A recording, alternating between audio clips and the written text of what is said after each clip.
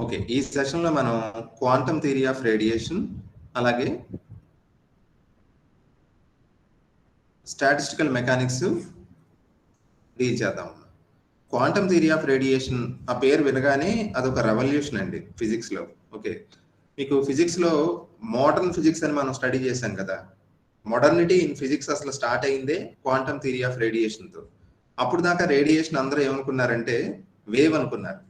కానీ ఒక light bulb నుంచి ఎమిట్ అవుతున్న అంటే బాగా హై టెంపరేచర్ లో ఉన్న ఒక బాడీ నుంచి ఎమిట్ అవుతున్న రేడియేషన్ ని సైంటిస్టులు స్టడీ చేస్తున్నప్పుడు కొన్ని విషయాలు ఎక్స్ప్లెయిన్ చేయలేకపోయారు వేవ్ నేచర్ ని కన్సిడర్ చేస్తే.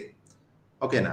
అప్పుడు అలాంటి ఎక్స్ప్లెయిన్ చేయలేకపోయిన అంశాల దగ్గరలోంచి పుట్టిందే క్వాంటమ్ థియరీ.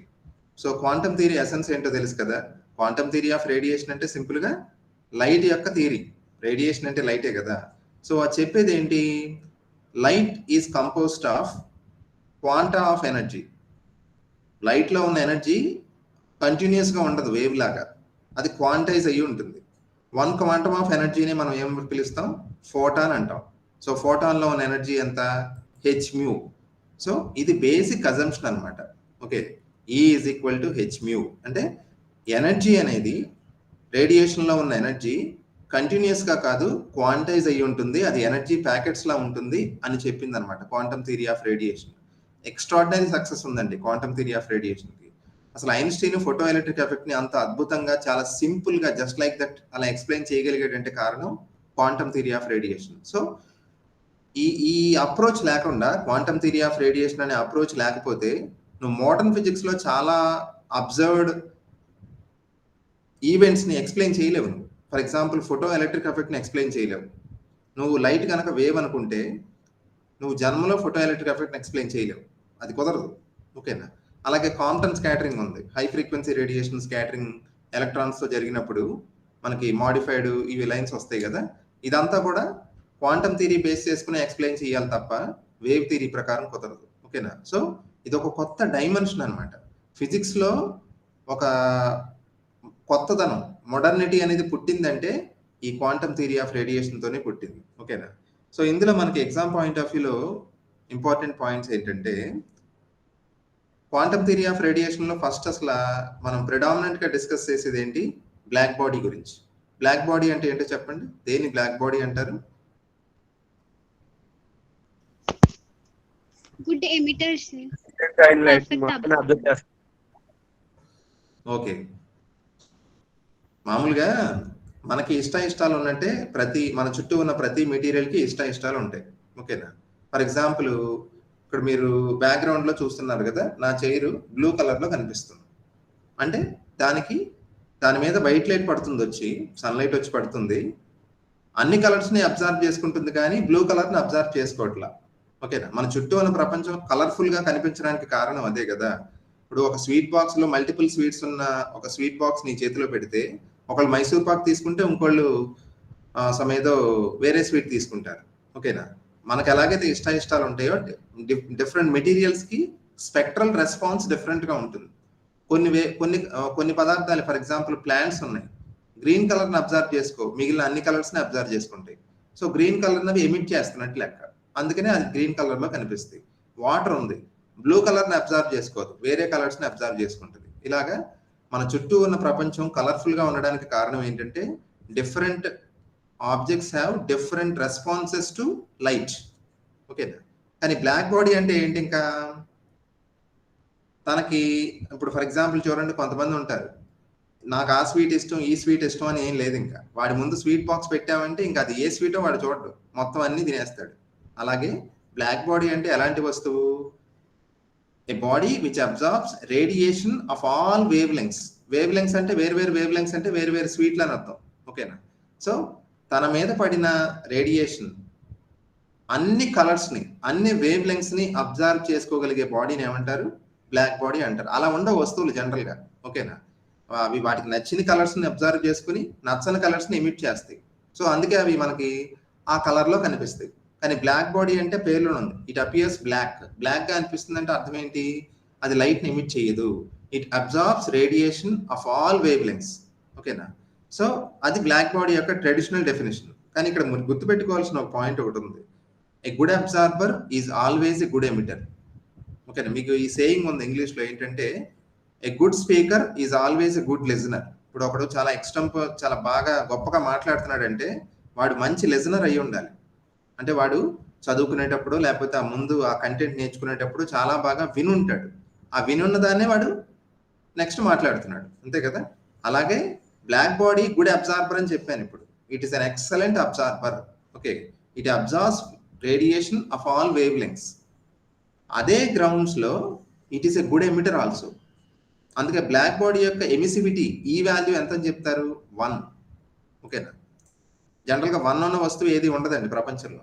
ఓకేనా, బ్లాక్ బాడీ ఏ వస్తువు యొక్క ఎమిసివిటీ అయినా 0.9, 0.8, 0.7 అలా ఉంటుంది. కానీ black body which is a good absorber, it is also a good emitter and hence its emissivity is 1.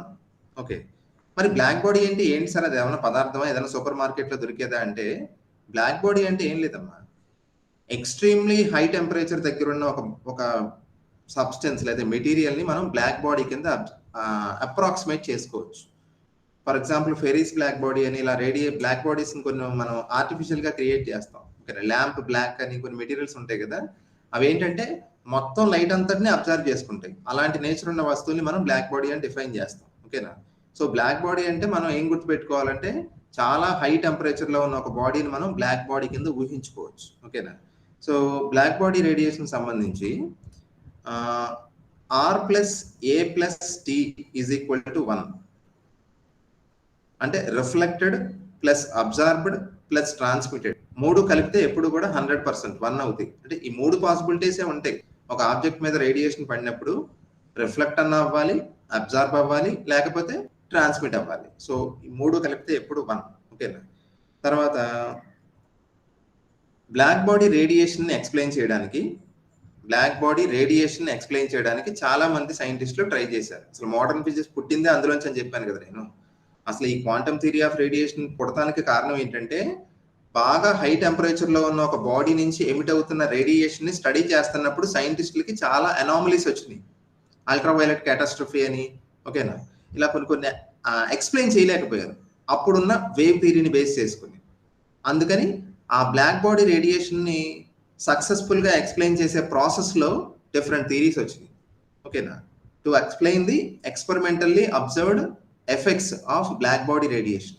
అందులో మీకు డిఫరెంట్ లాస్ ఉన్నాయి, అవి చెప్తాను. స్టెఫాన్స్ లా ఏం చెప్తుందంటే ఒక బ్లాక్ బాడీ నుంచి ఎమిట్ అవుతున్న radiation intensity proportional to 4th power of its temperature అంట. E is proportional to T power 4. అంటే టెంపరేచర్ బట్టే కదా మనకి రేడియేషన్ ఎమిట్ అవుతుంది.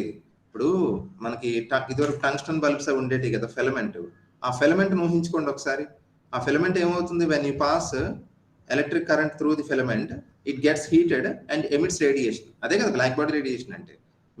మీరు ఆశ్చర్యపోతారు. యాక్చువల్గా ఆ filament temperature almost photosphere temperature అంత ఉంటుంది. 6000 డిగ్రీ సెల్సియస్. అంటే ఇంచుమించు అందులో సగం 3000, 4000 డిగ్రీ సెల్సియస్ ఉంటుంది. అంత హై టెంపరేచర్కి ఆ ఫిలమెంట్ వేడెక్కినప్పుడు దాని నుంచి వచ్చే రేడియేషన్ ని ఎక్స్ప్లెయిన్ చేయడానికి ఇలా డిఫరెంట్ లాస్ వచ్చినాయి. స్టెఫాన్స్ లా ఏం చెప్తుంది? Radiation emitted from black body is proportional to 4th power of its temperature. ఓకేనా, టెంపరేచర్ ఎక్కువ ఉన్నప్పుడు ఎమిట్ అయ్యే రేడియేషన్ యొక్క ఇంటెన్సిటీ కూడా ఎక్కువ ఉంటుంది. ఓకేనా, అంటే ఇప్పుడు ఫర్ ఎగ్జాంపుల్ నేను టెంపరేచర్ని డబుల్ చేశాను, అప్పుడు ఏమవుతుంది? రేడియేషన్ ఏమవుతుంది? ఎన్ని రెట్లు పెరుగుద్ది? 16 టైమ్స్. ఓకేనా, ప్రపోర్షనాలిటీ రీప్లేస్ చేసి మనం ఒక కాన్స్టెంట్ పెడితే E is equal to sigma T power 4. సిగ్మాని, ఇది స్టెఫాన్స్ లా కదా, అందుకని సిగ్మాని ఏమంటారు? స్టెఫాన్స్ కాన్స్టెంట్ అంటారు. ఓకేనా, సో సిగ్మా వాల్యూ కూడా గుర్తుపెట్టుకోవాలమ్మా. 5.67 into 10⁻⁻8 watt per metre square kelvin power 4. అంటే దీన్ని కరెక్ట్ గా రాయాలంటే, మీరు కన్ఫ్యూజన్ లేకుండా రాసుకోవాలంటే watt metre power -2 kelvin power -4. Okay, so energy per unit time watt అంటే per unit area and per temperature T power 4 కదా, అందుకే కెల్విన్ పవర్ 4 వచ్చింది. Okay, so Stefan's constant important. తర్వాత బ్లాక్ బాడీ రేడియేషన్ ఎక్స్ప్లెయిన్ చేయడానికి next Wien అనే శాస్త్రవేత్త మనకి ఒక లా చెప్పారు, దాన్ని వీన్స్ లా అంటారు. దీన్ని వీన్స్ డిస్ప్లేస్మెంట్ లా అని కూడా అంటారు. వీన్స్ డిస్ప్లేస్మెంట్ లా.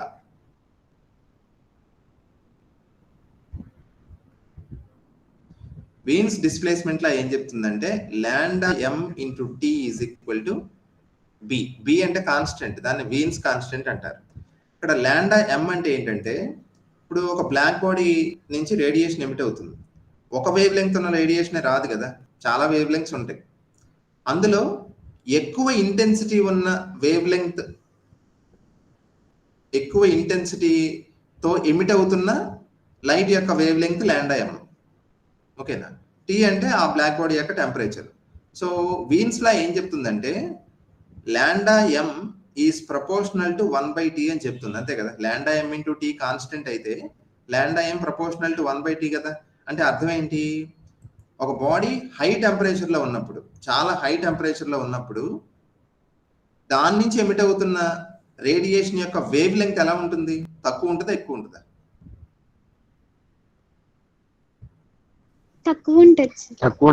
తక్కువ ఉంటుంది, అంతే కదా. Wave length is inversely proportional to temperature కదా. సో మీరు అబ్జర్వ్ చేయండి, మనం ఒక బాడీని హయ్యర్ అండ్ హయ్యర్, ఎక్కువ టెంపరేచర్ కి మనం హీట్ చేస్తున్న కొందికి దాని నుంచి ఎమిట్ అవుతున్న రేడియేషన్ యొక్క వేవ్ లెంగ్త్ ఏమో తగ్గుతూ వస్తుంది, అంటే ఫ్రీక్వెన్సీ పెరుగుతుంది. ఓకేనా? సో ఇప్పుడు మనం టెంపరేచరు ఒక లెవెల్లో పెంచుతూ వెళ్తున్నాం. ఓకేనా? పెంచుతూ వెళ్ళినప్పుడు ఫర్ ఎగ్జాంపుల్ ఏదో రెడ్ కలర్ లైట్ వచ్చింది ఎక్కువగా, అంటే ఓన్లీ రెడ్ కలర్ వస్తుందని కాదుగా నేను చెప్పాను. లాండా m అంటే అర్థం ఏంటి, ప్రిడామినెంట్ గా ఉన్న కలర్ యొక్క వేవ్ లెంగ్త్. ప్రిడామినెంట్ గా అంటే తెలుసు కదా, ఎక్కువ ఉన్న కలర్ ఏది. ఓకేనా? ఇంటెన్సిటీ ఎక్కువ ఉన్న కలర్ ఏది. ఓకేనా? సో ఫర్ ఎగ్జాంపుల్ ఒక టెంపరేచర్ దగ్గర ఏదో 2000 3000 డిగ్రీ సెల్సియస్ దగ్గర రెడ్ కలర్ వచ్చింది. నువ్వు ఇంకా వేడి చేస్తే ఏమవుతుంది, ఆరెంజ్ కలర్ కానీ ఎల్లో కలర్ కానీ వస్తుంది. Very good. ఇంకా వేడి చేస్తే ఆరెంజ్ తర్వాత ఇంకా ఎల్లో సార్. ఎల్లో. ఇంకా ఇంకా ఇంకా రేంజ్ చేసుకుంటే వెళ్ళిపోతే ఎల్లో తర్వాత అలాగా ఇంకా లోయర్ వేవ్ లెంగ్త్ ఉన్న కలర్స్ వస్తాయి. అంటే టెంపరేచర్ రైజ్ చేసే కొందికి మనకి ఎమిట్ అవుతున్న లైట్ యొక్క wave length shorter wave length కి డిస్ప్లేస్ అవుతుంది. అందుకే దాన్ని వీన్స్ డిస్ప్లేస్మెంట్ లా అంటారు. ఓకేనా? సో ఇది ఇంపార్టెంట్ అమ్మా. ఓకేనా? టెంపరేచర్ పెరుగుతూ ఉంటే ఎమిట్ అవుతున్న రేడియేషన్ యొక్క వేవ్ లెంగ్త్ తగ్గుతుంది, అంటే ఎక్కువ ఎనర్జీ ఉన్న లైట్ వస్తుందని అర్థం. వేవ్ లెంగ్త్ తగ్గుతుందంటే అదేదో వేరేలా అనేసుకోకుండా, వేవ్ లెంగ్త్ తగ్గుతుందంటే ఫ్రీక్వెన్సీ పెరుగుతున్నట్టు కదా లెక్క. Common sense. హై టెంపరేచర్కి వెళ్ళినప్పుడు బాడీ యొక్క ఎనర్జీ పెరుగుతుంది కదా, సో వచ్చే లైట్ యొక్క ఎనర్జీ కూడా ఎక్కువ ఉంటుంది. ఎనర్జీ ఎక్కువ అంటే ఫ్రీక్వెన్సీ ఎక్కువ, అంటే వేవ్ లెంగ్త్ తక్కువ. ఓకే, సో దీన్ని వీన్స్ డిస్ప్లేస్మెంట్ లా అంటారు. ఇది ప్రాబ్లమ్స్ లో మనం ఎలా సాల్వ్ చేయాలంటే, లాండా ప్రపోర్షనల్ టు 1/t అని రాసుకున్నాం కాబట్టి లాండా 2/λ1 ఈజ్ ఈక్వల్ టు t1/t2 ఇలా రాసుకుంటే కనుక మనం ప్రాబ్లమ్స్ ఈజీగా చేయొచ్చు. ఓకేనా? ప్రాబ్లమ్స్ చేయడానికి ఈ ఫామ్ లో మనకి డిస్ప్లేస్మెంట్ లాని ఎక్స్ప్రెస్ చేసుకుంటే ఈజీగా చేయొచ్చు. ఫర్ ఎగ్జాంపుల్ ఏదో ఒక నోన్ టెంపరేచర్ దగ్గర లాండా వాల్యూ ఇస్తాడు, సమ్ వేరే టెంపరేచర్ దగ్గర లాండా వాల్యూ అడుగుతాడు. So lambda 2/λ1 is equal to t1/t2 వేస్తే మనకి ఈజీగా లాండా 2 వచ్చేస్తుంది. ఓకేనా? సో ఇది వీన్స్ డిస్ప్లేస్మెంట్ లా అమ్మా. ఓకేనా? టెంపరేచర్ రైజ్ అవుతుంటే వేవ్ లెంగ్త్ అనేది షార్టర్ సైడ్ కి డిస్ప్లేస్ అవుతుంది అని చెప్పే నియమమే వీన్స్ డిస్ప్లేస్మెంట్ లా. వీన్స్ ఇంకో నియమం చెప్పారు. ఏం చెప్పారంటే,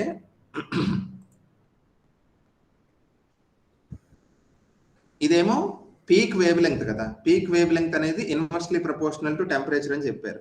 అది కాక ఎమిట్ అవుతున్న రేడియేషన్ యొక్క ఇంటెన్సిటీ ప్రపోర్షనల్ టు T⁵ అని చెప్పాడు ఆయన. ఈ లాండా మాక్సిమం ప్రపోర్షనల్ టు T⁵. కాకపోతే బ్లాక్ బాడీ రేడియేషన్ ఎక్స్ప్లెయిన్ చేయడంలో వీన్స్ లా అనేది కంప్లీట్ గా సక్సెస్ఫుల్ కాదు. వీన్స్ లా ఎక్కడ సక్సెస్ఫుల్ అంటే షార్ట్ వేవ్ లెంగ్త్స్ దగ్గర. షార్ట్ వేవ్ లెంగ్త్స్ దగ్గర వీన్స్ లా అనేది ఎంపిరికల్ రిజల్ట్స్ తో సింక్ అయింది. ఓకేనా? సో మిమ్మల్ని ఎలా అడగచ్చు ప్రశ్న, Wien's law is valid for shorter wave lengths. ఓకేనా? సో సో మనం ఏం చేస్తున్నాం అర్థమవుతుంది కదా, బ్లాక్ బాడీ రేడియేషన్ ని ఎక్స్ప్లెయిన్ చేయడానికి డిఫరెంట్ సైంటిస్ట్ ప్రపోజ్ చేసిన లాస్ ని స్టడీ చేస్తున్నాం. స్టెఫాన్స్ లా చెప్పిందేమో ఈ ప్రపోర్షనల్ టు T⁴ అని చెప్పింది. తర్వాత వీన్స్ డిస్ప్లేస్మెంట్ లా ఏం చెప్తుంది, టెంపరేచర్ రైజ్ చేస్తుంటే వేవ్ లెంగ్త్ తగ్గుతుందని చెప్తుంది. అలాగే ఇంకోటి చెప్పింది, మాక్సిమం ఇంటెన్సిటీ ఉన్న intensity of radiation emitted proportional to T⁵ అని చెప్తుంది. కాకపోతే వీన్స్ లా అనేది valid for shorter wave lengths ఒకటే. వీన్స్ లా తర్వాత ర్యాలీ జీన్స్ లా నెక్స్ట్ మనకు సిలబస్ లో ఉంది. ర్యాలీ జీన్స్ లా ఏం చెప్తుందంటే, ర్యాలీ జీన్స్ లాకి expression E lambda d lambda is equal to 8 pi kt by λ⁴ d lambda. ఇది ర్యాలీ జీన్స్ లా. ఓకేనా? ర్యాలీ జీన్స్ లా ఏమో ఇది కూడా కంప్లీట్ థియరీ కాదు, ఇది కంప్లీట్ గా కాన్ఫిడెంట్ గా బ్లాక్ బాడీ రేడియేషన్ ని ఎక్స్ప్లెయిన్ చేయలేకపోయింది. ఓకేనా? రేడియేషన్ కర్వ్స్ ని ఎక్స్ప్లెయిన్ చేయలేకపోయింది. మరి ఇది ఎక్కడ వ్యాలిడ్ అయిందంటే లాంగర్ వేవ్ లెంగ్త్స్ దగ్గర. ఓకేనా? లాంగర్ వేవ్ లెంగ్త్స్ దగ్గర ర్యాలీ జీన్స్ లా కరెక్టే. ఈజీ గుర్తుపెట్టుకోవచ్చు. ర్యాలీ జీన్స్ లా చూడటానికి లెంగ్తీగా ఉంది కదా టైటిల్, లెంగ్తీగా ఉంది కాబట్టి లాంగర్ వేవ్ లెంగ్త్ కి ర్యాలీ జీన్స్ లా వ్యాలిడ్ అవుతుంది, షార్టర్ వేవ్ లెంగ్త్స్ కి వీన్స్ లా వ్యాలిడ్ అవుతుంది. ఇవి కంప్లీట్ థియరీస్ కాదు కదమ్మా. సో మొత్తం స్పెక్ట్రమ్ ని, బ్లాక్ బాడీ యొక్క రేడియేషన్ స్పెక్ట్రమ్ ని కంప్లీట్ గా ఎక్స్ప్లెయిన్ చేసింది ఎవరంటే మనం అనుకుంటున్న క్వాంటమ్ థియరీ ఆఫ్ రేడియేషన్. ఎవరు ఇంట్రొడ్యూస్ చేశారు క్వాంటమ్ థియరీని? Max Planck. ఓకేనా? Max Planck's quantum theory of radiation black body radiation ని కరెక్ట్ గా ఎక్స్ప్లెయిన్ చేసింది. ఓకేనా? సో ప్లాంక్ లా చెప్పేది ఏంటంటే E lambda d lambda is equal to 8 pi hc by λ⁴ into 1 by e power hc by lambda kt minus 1 d lambda. Okay, 8 pi hc by λ⁴ into 1 by e power hc by lambda kt minus 1. Okay, so ఇది Max Planck చెప్పిన quantum theory of radiation తాలూకు expression. ఇది ఇందులో average energy of an oscillator కూడా important. ఒక oscillator కు ఉండే average energy ఎంత అంటే ఆయన బ్లాక్ బాడీ రేడియేషన్ ఎలా ఎక్స్ప్లెయిన్ చేశారంటే, ఆ రేడియేషన్ లోపల సింపుల్ హార్మోనిక్ ఆసిలేటర్స్ ఉన్నాయి అనుకొని చెప్పి ఎక్స్ప్లెయిన్ చేశారు. అలా మోడల్ చేశారు ఆయన బ్లాక్ బాడీ రేడియేషన్. ఓకేనా? అందులో ఒక ఆసిలేటర్ యొక్క యావరేజ్ ఎనర్జీ ఎంత అంటే E bar is equal to hµ by e power hµ by kt minus 1. Okay, hµ by e power hµ by kt minus 1 అనేది ఒక ఆసిలేటర్ యొక్క average energy as per Max Planck quantum theory of radiation. Okay, తర్వాత ఇందులో ఒకసారి previous పేపర్లో అడిగారు, number of modes of vibration ఎన్ని ఉంటాయి? Number of modes of vibration ఎన్ని ఉంటాయంటే, అంటే ఒక given wave length range d lambda range లో తీసుకుంటే లైట్ లో ఉండే మోడ్స్ ఆఫ్ వైబ్రేషన్ ఎన్ని అంటే 8 pi by λ⁴ d lambda. అదే ఫ్రీక్వెన్సీలో మాట్లాడితే, ఇప్పుడు వేవ్ లెంగ్త్ లో రాసాం కదా, ఫ్రీక్వెన్సీలో రాస్తే 8 pi μ² by c³ dµ. ఇది దేనికి ఫార్ములా? నెంబర్ ఆఫ్ మోడ్స్ ఎన్ని ఉంటాయి ఒక గివెన్ వేవ్ లెంగ్త్ రేంజ్ లో లేకపోతే గివెన్ ఫ్రీక్వెన్సీ రేంజ్ లో లైట్ లో అంటే ఎలక్ట్రోమాగ్నెటిక్ రేడియేషన్ లో ఉండే మోడ్స్ ఎన్ని ఉంటాయి? ఓకేనా? పాసిబుల్ నెంబర్ ఆఫ్ మోడ్స్ అన్నమాట. 8 pi by λ⁴ d lambda ఫ్రీక్వెన్సీలో అయితే అది. ఓకేనా? సో ఇది బ్లాక్ బాడీ రేడియేషన్ ఎక్స్ప్లెయిన్ చేయడానికి డిఫరెంట్ సైన్సెస్ ప్రపోజ్ చేసిన లాస్ అన్నమాట. ఒకసారి చెప్పండి నాకు. ఫస్ట్ స్టెఫాన్స్ లా ఏం చెప్తుంది? ఈ proportional to sigma T⁴. Okay, Stefan's constant value ఎంత? 5.67 ఈజీ గుర్తుపెట్టుకోవచ్చు. 5.67 into 10⁻⁸ of course units, watts per metre square, kelvin power 4. ఓకేనా? తర్వాత వీన్స్ డిస్ప్లేస్మెంట్ లాలో lambda m into T is equal to constant అని చెప్పాను కదా, ఆ బి వాల్యూ కూడా గుర్తుపెట్టుకోవాలి. ఇందాక నేను రాయలేదు, ఇప్పుడు రాస్తాను చూడండి. బి వాల్యూ ఎంత అంటే, ఈ B value B is equal to 0.2896 into 10⁻⁻2 units ఏంటో తెలుసుగా, లాండా ఇంటూ టీ. లాండా అంటే మీటర్స్, టీ అంటే కెల్విన్స్.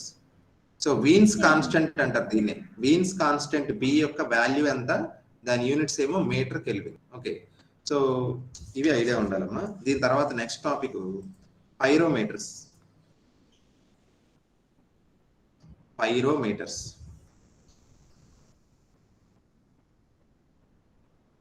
ఓకే, పైరోమీటర్స్ అంటే ఏం లేదు, సింపుల్. హై టెంపరేచర్ అంటే అది కూడా ఎక్స్ట్రీమ్ హై టెంపరేచర్ ని మెజర్ చేయడానికి వాడే ఇన్స్ట్రుమెంట్స్ ని ఏమంటారు, పైరోమీటర్స్ అంటారు. ఫర్ ఎగ్జాంపుల్ మనకి జ్వరం వచ్చింది,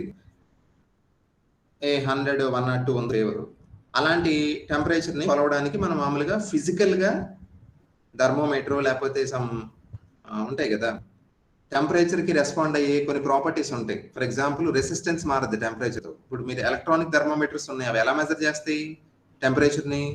మనం ఆ నాబ్ ని, ఓకేనా, మన బాడీ దగ్గర ఉంచినప్పుడు సమ్ అక్కడ సెమీ కండక్టింగ్ మెటీరియల్ ఏదో ఉంటుంది కదా, మనం టెంపరేచర్ అబ్నార్మల్ గా ఎక్కువగా ఉన్నప్పుడు ఆ పెట్టిన మెటీరియల్ యొక్క రెసిస్టెన్స్ మారి దానికి తగ్గట్టుగా కరెంట్ రీడింగ్ మారుద్ది. అదే దాన్ని మనం టెంపరేచర్ కింద ఇంటర్ప్రిట్ చేసుకుంటాం క్యాలిక్యులేట్ చేసిన తర్వాత. ఓకేనా, సో అలాగా ఏదన్నా ఒక మెటీరియల్ యొక్క ప్రాపర్టీస్ ఎలా చేంజ్ అవుతున్నాయి టెంపరేచర్ తో అనే దాన్ని బట్టి మనం టెంపరేచర్ ని మెజర్ చేస్తాం జనరల్ గా అయితే.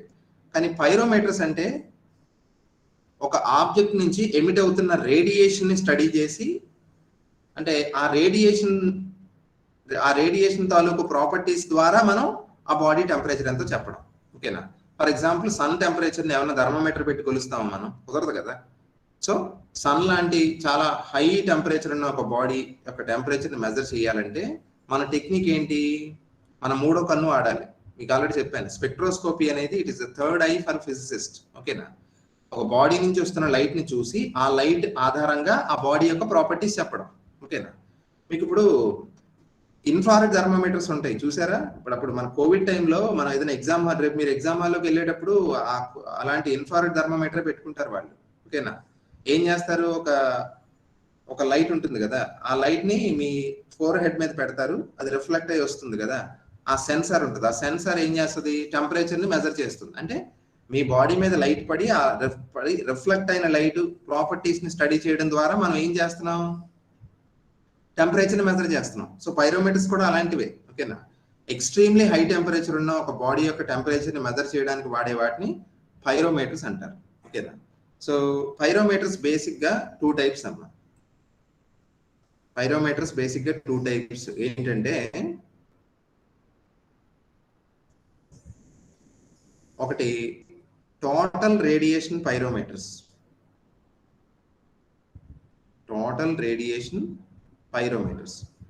రెండో రకం optical pyrometers. Total radiation pyrometers ఆ పేరులోనే ఉంది. అవి ఆ వేడిగా వస్తువు ఆ హాట్ బాడీ నుంచి ఎమిట్ అవుతున్న టోటల్ రేడియేషన్ ని మెజర్ చేసి తద్వారా మనం ఆ బాడీ యొక్క టెంపరేచర్ ఎంతో చెప్పచ్చు. ఎలా చెప్పగలం సార్ అంటే, స్టెఫాన్స్ లా ఉంది కదా, స్టెఫాన్స్ లా ఏం చెప్తుంది, ఒక బాడీ నుంచి ఎమిట్ అవుతున్న రేడియేషన్ యొక్క ఇంటెన్సిటీ డిపెండ్స్ ఆన్ టెంపరేచర్ కదా.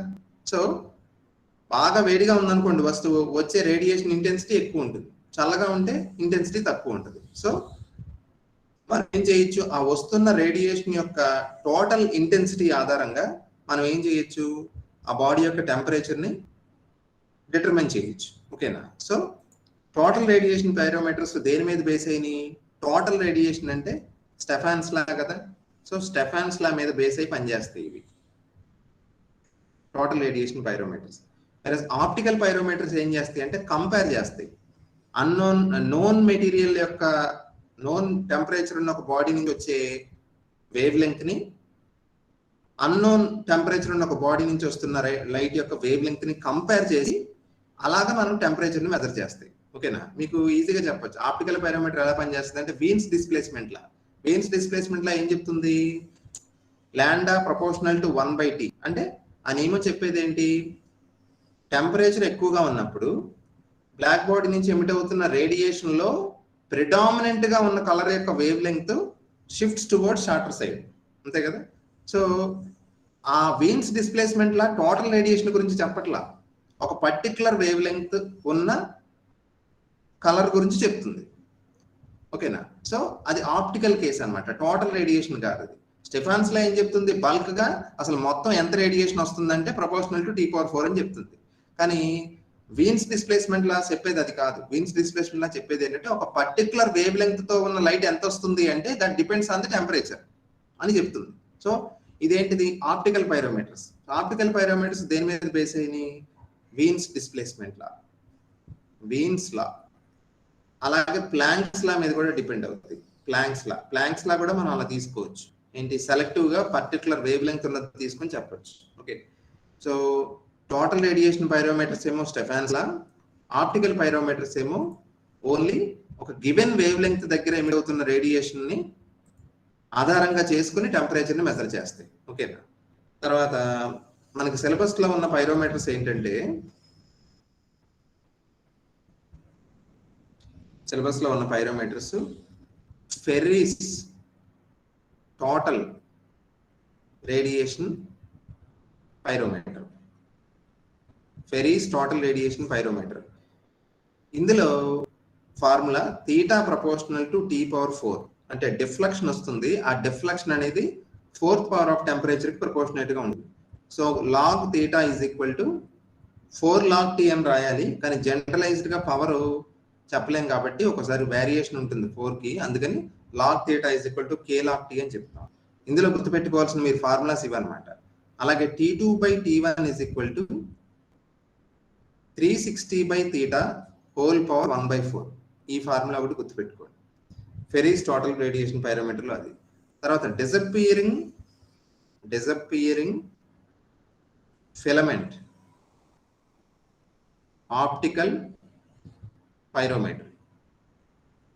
మీరు పేర్లోనే ఉంది, ఇదేమో టోటల్ రేడియేషన్ స్టెఫాన్స్ లా మీద బేస్ అయ్యి పనిచేస్తుంది. ఇది డిసప్పియరింగ్ ఫిలమెంట్ ఆప్టికల్ పైరోమీటర్ ఏమో వీన్స్ లా బేస్ చేసుకుని పనిచేస్తుంది. ఓకేనా? దీనిలో ఎక్స్ప్రెషన్ కరెంట్ ఎంత వస్తుందంటే A+BT+CT². ఏబిసిలు అనేవి కాన్స్టెంట్స్. ఒక నోన్ టెంపరేచర్ ఉన్న బాడీతో ఎక్స్పెరిమెంట్ చేసి మనం ఏబిసి వాల్యూస్ కనుక్కొని తద్వారా మనం అన్నోన్ టెంపరేచర్ ఉన్న బాడీ యొక్క టెంపరేచర్ ని మెజర్ చేయొచ్చు. ఓకేనా? ఇది ఒకటి. తర్వాత పోలరైజింగ్ పైరోమీటర్ అని ఒకటి ఉంటుంది. పోలరైజింగ్ పైరోమీటర్ లో ఎక్స్ప్రెషన్ ఏంటంటే log tan theta is equal to A+B/T. Okay, so this is about pyrometers. And pyrometers are those devices which are intended for measuring very high temperatures. అది గుర్తుపెట్టుకోండి, very high temperature ని మనం indirect గా measure చేస్తాం. Beauty అదే. అందులో indirect గా అంటే మనం ఫిజికల్ కాంటాక్ట్ ఏ ఉండదు, జస్ట్ ఆ బాడీ నుంచి ఎమిట్ అవుతున్న రేడియేషన్ ని ఆధారంగా చేసుకుని టెంపరేచర్ ని మెజర్ చేస్తాం. ఓకేనా? మొత్తం రేడియేషన్ ని మెజర్ చేసి టెంపరేచర్ చెప్తే అది టోటల్ రేడియేషన్ పైరోమీటర్, అది ఫెరీస్ టోటల్ రేడియేషన్. అలా కాకుండా ఒక పర్టికులర్ కలర్ ఉన్న లైట్ ఇంటెన్సిటీ ఎంత ఉంది అనే దాన్ని ఆధారంగా చేసుకుని టెంపరేచర్ మెజర్ చేస్తే అది ఆప్టికల్ పైరోమీటర్. అది optical pyrometers are based on Wien's law or Planck's law. ఓకేనా? ఇవి పైరోమీటర్స్ అన్నమాట.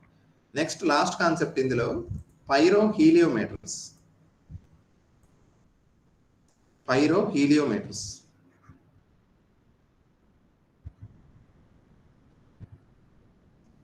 ఓకేనా? పైరోహీలియోమీటర్ అంటే పొరపాటున చాలా మంది స్టూడెంట్స్ ఏంటని అడిగితే ఊరినే వాళ్ళ కవి హృదయంతో ఉపయోగించుకుని వాళ్ళు చెప్తున్న మాటలు ఏంటంటే, పైరోమీటర్ అంటే హై టెంపరేచర్ ఉన్న బాడీని హై టెంపరేచర్ ని మెజర్ చేసే డివైస్ కదా సార్. పైరోహీలియోమీటర్ అంటే హీలియో అంటే సన్ కదా, హీలియస్ అంటే సన్. సో సన్ టెంపరేచర్ ని మెజర్ చేయడానికి వాడే ఇన్స్ట్రుమెంట్ నే పైరోహీలియోమీటర్ అంటారని చెప్తారు. అది తప్పు. Pyroheliometers are those devices which measure solar constant.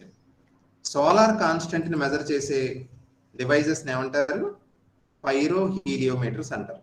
అసలు సోలార్ కాన్స్టెంట్ అంటే ఏంటి సార్ అంటే, ఇప్పుడు we receive energy from sun. అందుకే కదా పొద్దునే లేసి మనం నమస్కారాలు చేస్తాం. శక్తి ప్రదాత కదా సూర్యుడు. ఓకేనా?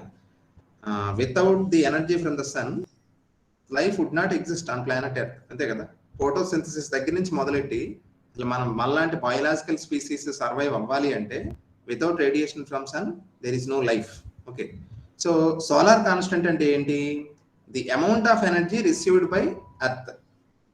ది అమౌంట్ ఆఫ్ ఎనర్జీ, ఎంత ఎనర్జీ మనం రిసీవ్ చేసుకుంటున్నాం, ఓకేనా, received by earth or a black body. ఒక శాంపిల్ గా ఒక శాంపిల్ పెట్టి ఇంత ఏరియా ఉన్న ఒక ప్లేట్ ఏదన్నా పెట్టి ఆ ప్లేట్ అనేది సన్ నుంచి ఎంత ఎనర్జీని అబ్జర్వ్ చేసుకుంటుంది పర్ యూనిట్ టైం, ఒక సెకండ్కో ఒక నిమిషానికో, ఆ ఎనర్జీని ఏమంటారంటే సోలార్ కాన్స్టెంట్ అంటారు. సోలార్ కాన్స్టెంట్ అంటే ఇండైరెక్ట్ గా అది ఏం చెప్తుంది మనకి?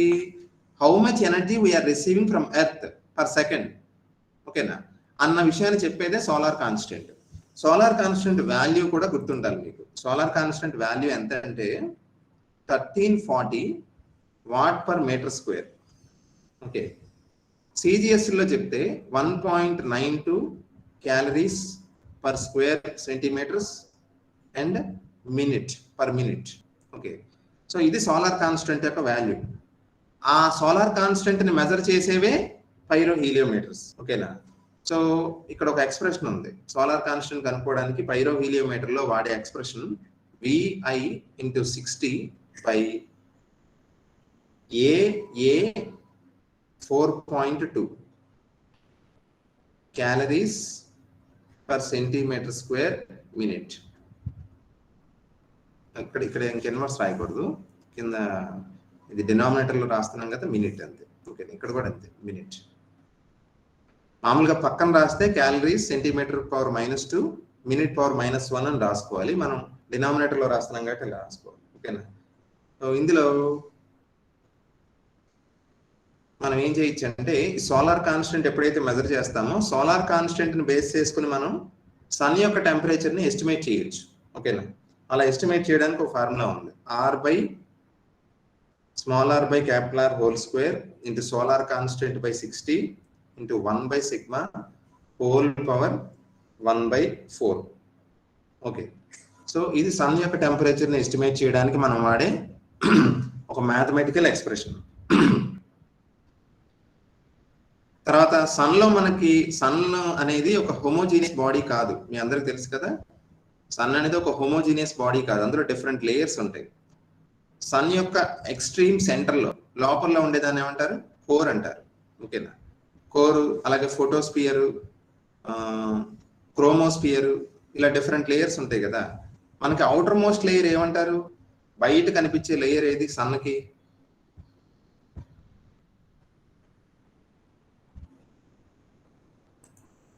outermost layer of sun is what we call corona. ఓకేనా? కరోనల్ మాస్ ఎజెక్షన్ అంటారు కదా, CMEs. అప్పుడప్పుడు సన్ నుంచి, సన్ లో కూడా సోలార్ స్టార్మ్స్ ఉంటాయి కదా, తుఫాన్లు వస్తుంటాయి అక్కడ కూడా. అప్పుడు కొంచెం ఎక్కువ అమౌంట్ ఆఫ్ రేడియేషన్, అంటే అబ్నార్మల్ గా మామూలుగా వచ్చే రేడియేషన్ కంటే ఎక్కువ రేడియేషన్ ఒక్కోసారి ఎర్త్ వైపుకి వస్తుంటుంది. అలా వచ్చినప్పుడు ఏమవుతుందంటే కమ్యూనికేషన్ మొత్తం డిస్టర్బ్ అయ్యే ఛాన్స్ ఉంటుంది కదా. అందుకే CME, కరోనల్ మాస్ ఎజెక్షన్ ని సైంటిస్టులు ఎప్పుడు కూడా, నాసా వాళ్ళు ఒక కన్ను వేస్తూ ఉంటారు దాని మీద. ఓకేనా? ఏదైనా కమ్యూనికేషన్ డిస్టర్బ్ అయ్యే ఛాన్స్ ఉంటే ప్రికాషనరీ మెజర్స్ తీసుకుంటారు. ఓకే, సో కరోనా తర్వాత ఇప్పుడు సన్ యొక్క టెంపరేచర్, అంటే కోర్ టెంపరేచర్ ఎంత ఉంటుందంటే అసలు మనం గెస్ చేయలేం. కొన్ని లాక్స్ ఆఫ్ డిగ్రీ సెల్సియస్ లో ఉంటుంది కోర్ టెంపరేచర్. కానీ సన్ టెంపరేచర్ అంటే జనరల్ గా మనం ఫోటోస్పియర్ టెంపరేచర్ ఎంతనే చెప్తాం. ఓకేనా? ఫోటోస్పియర్, సన్ లో ఉన్న ఫోటోస్పియర్ లేయర్ యొక్క టెంపరేచర్ ఎంత అని చెప్పొచ్చు అంటే 6000 కెల్విన్. Okay, 6000 kelvin. సో ఇదమ్మా. అలాగే ఇక్కడ సోలార్ కాన్స్టెంట్ ఇంకో ఫార్ములా ఉంది. S is equal to S0 tau power secant z. అంటే ఇదేం లేదు, మెజర్డ్ వాల్యూని తర్వాత థియరిటికల్ వాల్యూని కంపేర్ చేసే ఒక ఎక్స్ప్రెషన్ అన్నమాట. Okay, S equal to S0 into tau power secant z. ఇంకా లాస్ట్ గా మనకు మిగిలింది ఏంటంటే స్టాటిస్టికల్ మెకానిక్స్ అమ్మా.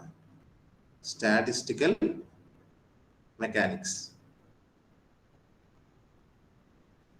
మీరు పోస్ట్ గ్రాడ్యుయేషన్ ఫిజిక్స్ చేస్తున్నప్పుడు స్టాటిస్టికల్ మెకానిక్స్ అనేది one of the toughest subjects, కానీ చాలా ఇంట్రెస్టింగ్ గా ఉండే టాపిక్ అండి స్టాటిస్టికల్ మెకానిక్స్.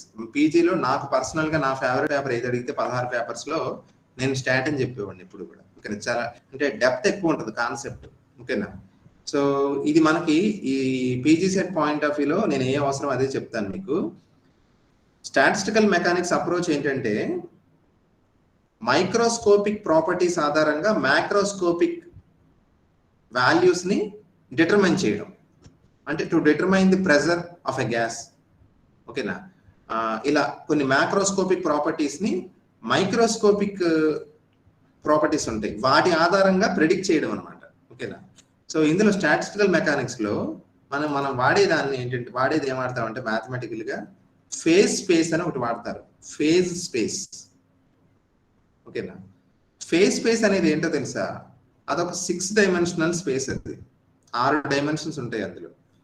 మనం రెగ్యులర్ గా మనకి కోఆర్డినేట్స్ అంటే ఎక్స్ వై జెడ్ అని చెప్తాం కదా, X Y Z. Phase space లో ఎక్స్ వై జెడ్ తో పాటు మొమెంటం కూడా తీసుకుంటారు, అంటే పిఎక్స్ పివై పిజెడ్. సో ఎన్ని డైమెన్షన్స్ మొత్తం? 3 ఏమో ఎక్స్ వై జెడ్లు, 3 ఏమో momentum, 3 position coordinates, 3 momentum coordinates కలిపితే టోటల్ 6 కదా. సో ఫేజ్ స్పేస్ యొక్క డైమెన్షనాలిటీ ఎంత అంటే 6.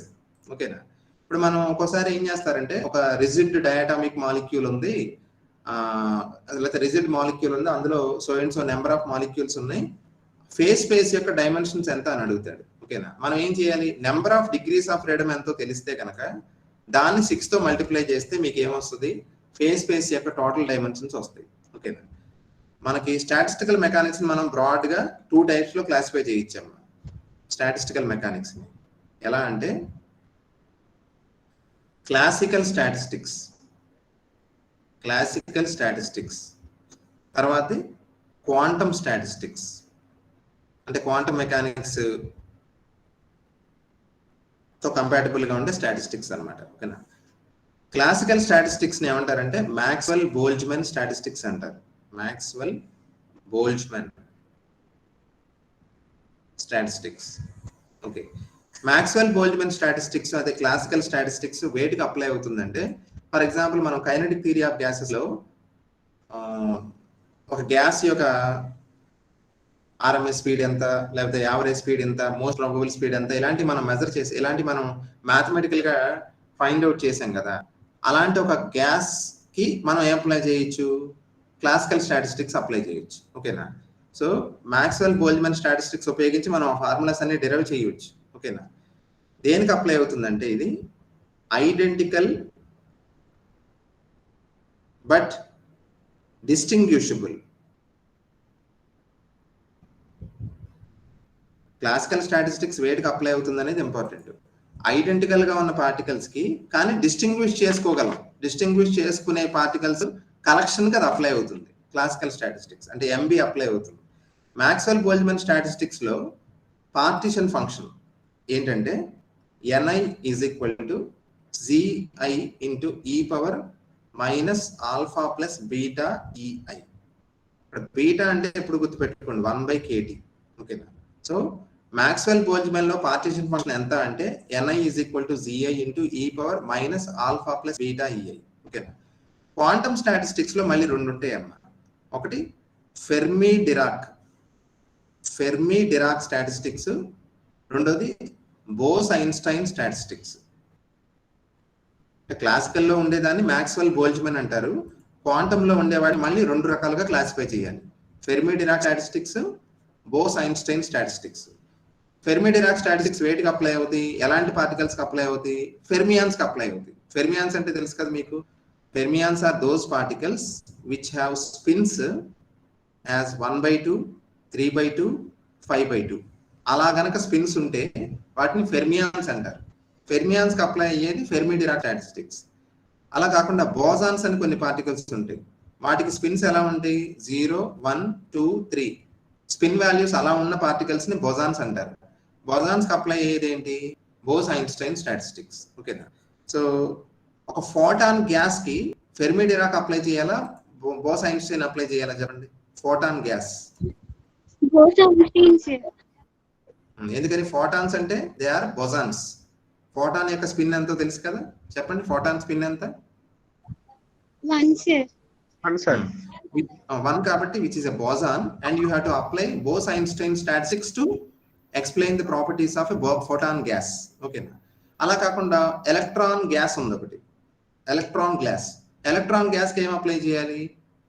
ఫెర్మి-డిరాక్ స్టాటిస్టిక్స్ అప్లై చేయాలి. సో ఆ పార్టికల్ యొక్క స్పిన్ ఏంటో చూసుకుని ఆ స్పిన్ వాల్యూ ని బట్టి మనం ఫెర్మి-డిరాక్ అప్లై చేయాలా, బోస్-ఐన్స్టైన్ అప్లై చేయాలా, లేకపోతే గ్యాస్ మాలిక్యూల్స్ అయితే మాక్స్వెల్ బోల్ట్జ్మాన్ అప్లై చేయాలా అనేది మనం డిసైడ్ చేసుకోవాలి. ఓకేనా?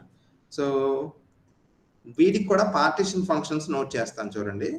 ఫెర్మి-డిరాక్ కి పార్టిషన్ ఫంక్షన్ ఏంటంటే Ni is equal to Gi by e power alpha plus beta ei +1 వస్తుందమ్మా ఫెర్మి-డిరాక్ కి. ఓకేనా? ఫెర్మి-డిరాక్ కి +1 వస్తుంది. వెరస్ బోస్-ఐన్స్టైన్ కి మాత్రం మొత్తం అంతా సిమిలర్ గానే ఉంటుంది. e power alpha plus beta ei -1 వస్తుంది. ఓకేనా? సో ఇదో తేడా గుర్తుపెట్టుకోండి. తర్వాత ఫెర్మి-డిరాక్ వేటికి అప్లై అవుతుంది? ఫెర్మి-డిరాక్ అయినా బోస్-ఐన్స్టైన్ అయినా ఐడెంటికల్ గా ఉండి ఇండిస్టింగ్విషబుల్, రెండు కూడా దానికి క్వాంటమ్ స్టాటిస్టిక్స్ రెండు కూడా ఐడెంటికల్, ఇండిస్టింగ్విషబుల్. ఓకేనా? మీకు క్లాసికల్ కి క్వాంటమ్ కి తేడా అదే. క్లాసికల్ స్టాటిస్టిక్స్ కి క్వాంటమ్ స్టాటిస్టిక్స్ కి తేడా ఏంటంటే classical statistics is applicable for particles which are identical. Identical అనే మాట అన్నిటికీ కామనే, identical but distinguishable. Versus quantum stat వచ్చేటప్పటికి applicable for identical and indistinguishable. అసలు తేడా తెలుసుకోలేము ఒకదానికొకటి. ఓకేనా? ఇప్పుడు 2 ఎలక్ట్రాన్స్ ఉంటాయి, 2 ఎలక్ట్రాన్స్ మనం ఎలా డిస్టింగ్విష్ చేసుకోగలం? ఇది ఒకటో ఎలక్ట్రాన్, రెండో ఎలక్ట్రాన్ అని పెయింట్ వేస్తామా? కుదరదు కదా. So electrons are indistinguishable particles. They are of course identical. Okay, so identical and indistinguishable particles apply అయ్యేది క్వాంటమ్ స్టాట్. అది ఆఫ్ కోర్స్ స్పిన్ వాల్యూ 1/2 3/2 ఉంటే అది ఫెర్మి-డిరాక్. స్పిన్ వాల్యూ 0 1 3 అంటే బొజాన్స్ లా ఉంటే కనుక అవి బోస్-ఐన్స్టైన్ స్టాటిస్టిక్స్ అన్నమాట. సో ఇది ఒకటి. దీనిలో లాస్ట్ ఇంకా ఫెర్మి ఎనర్జీకి ఒక ఎక్స్ప్రెషన్ ఉంది. Fermi energy EF is equal to h²/2m 3n/8π² ఇది ఒకటి గుర్తుపెట్టుకోండి. ఓకే, సో ఇందులో ఫేజ్ స్పేస్ గురించి కొన్ని క్వశ్చన్స్ అడుగుతున్నారమ్మా, ఆల్రెడీ అడిగారు ప్రీవియస్ పేపర్స్ లో. ఫేజ్ స్పేస్ అనేది గుర్తుపెట్టుకోండి, పొజిషన్ తో పాటు మొమెంటం కోఆర్డినేట్స్ కూడా తీసుకొని అలా ఉన్న 6 డైమెన్షనల్ స్పేస్ కి మనం పెట్టే పేరేంటి? ఫేజ్ స్పేస్ అంటారు. ఓకేనా? Phase space. ఓకేనా? సో అన్ని సందర్భాల్లో మనం 3 తీసుకోకపోవచ్చు. ఒకసారి మనకి 2 డైమెన్షన్ తీసుకున్నాం అనుకోండి, 2 డైమెన్షన్ లో ఫేజ్ స్పేస్ డైమెన్షన్ ఎంత అవుతుంది? 4 అవుతుంది. ఎందుకని? 2 పొజిషన్ కోఆర్డినేట్స్ 2 మొమెంటం కోఆర్డినేట్స్ కలిపితే 4 అవుతాయి కదా. సో మీరు గుర్తుపెట్టుకోవాల్సింది ఒకటే, పొజిషన్ కోఆర్డినేట్స్ తో పాటు మొమెంటం కోఆర్డినేట్స్ ని కూడా కంబైన్ చేసి తీసుకుంటే ఆ స్పేస్ ని ఫేజ్ స్పేస్ అంటారని గుర్తుపెట్టుకోండి. అంటే ఎలాగైతే ఐన్స్టైన్ స్పేస్ కోఆర్డినేట్స్ పక్కన 4వ కోఆర్డినేట్ కింద టైం యాడ్ చేశారు, 4 డైమెన్షనల్ స్పేస్ అది. అలాగే ఇది 6 dimensional space containing the position as well as the momenta coordinates. Okay, అదొకటి. తర్వాత పార్టిషన్ ఫంక్షన్స్ మూడిటికి గుర్తుండాలి. మాక్స్వెల్ MB స్టాటిస్టిక్స్ కి, ఫెర్మి-డిరాక్ కి, బోస్-ఐన్స్టైన్ మూడిటికి కూడా పార్టిషన్ ఫంక్షన్ అంటే Ni వాల్యూస్ గుర్తుపెట్టుకోవాలి. ఓకే, ఇదమ్మా థెర్మోడైనమిక్స్. చాలా వరకు థియరిటికల్ గా మీకు ఎంత ఇన్పుట్ ఇవ్వాలో అంత ఇచ్చేసాను. మనం ఎలాగో ప్రీవియస్ పేపర్స్ డీల్ చేస్తాం కాబట్టి అందులో ఏవైతే కొన్ని మిస్సింగ్ కాన్సెప్ట్స్ కొన్ని ఉంటాయి, they bound to be some missing concepts అవి ఉంటాయి, అవి డీల్ చేద్దాం. ఓకేనా? సో అమ్మ సౌజన్య, నీకు కొంచెం వీలున్నప్పుడు అదే ఆ థెర్మోడైనమిక్స్ పేపర్స్ ఉంటాయి కదా, ఆ ప్రీవియస్ క్వశ్చన్స్ స్కాన్ చేసి పెట్టాము కొంచెం. ఓకేనా?